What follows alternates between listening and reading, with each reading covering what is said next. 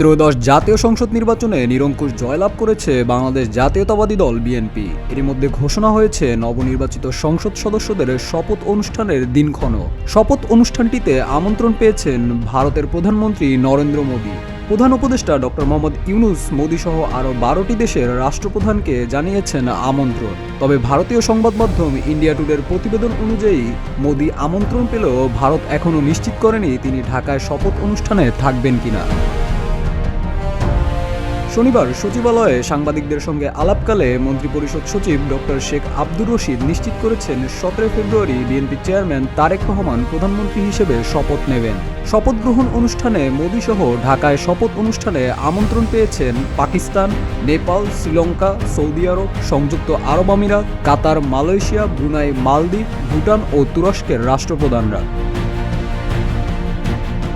যদিও এর আগে 13 ফেব্রুয়ারি তারেক রহমানকে ফোন করে অভিনন্দন জানিয়েছেন নরেন্দ্র মোদী। নিজের এক্স হ্যান্ডেলে সে বিষয়ে তিনি লিখেছেন, তারেক রহমানের সঙ্গে কথা বলে আনন্দিত। বাংলাদেশের নির্বাচনে অসাধারণ বিজয়ের জন্য আমি তাকে অভিনন্দন জানিয়েছি।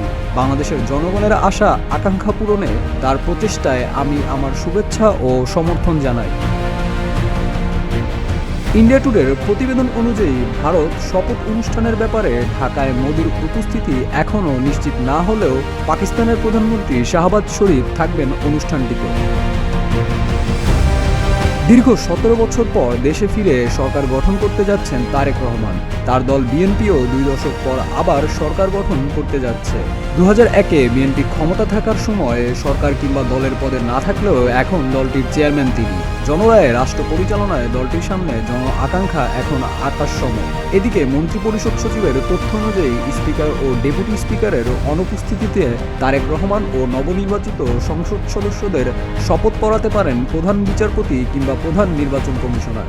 এছাড়া নতুন মন্ত্রিসভাকে সংবিধান অনুযায়ী রাষ্ট্রপতি শপথ পড়াবেন বলে জানান তিনি। তার ভাষ্য অনুযায়ী শপথ অনুষ্ঠানটিতে আমন্ত্রণ পেয়েছেন 1000-এর কম বেশি অতিথি। শাহরিয়ার হোসেন সৌরভ, প্রতিদিনের বাংলাদেশ।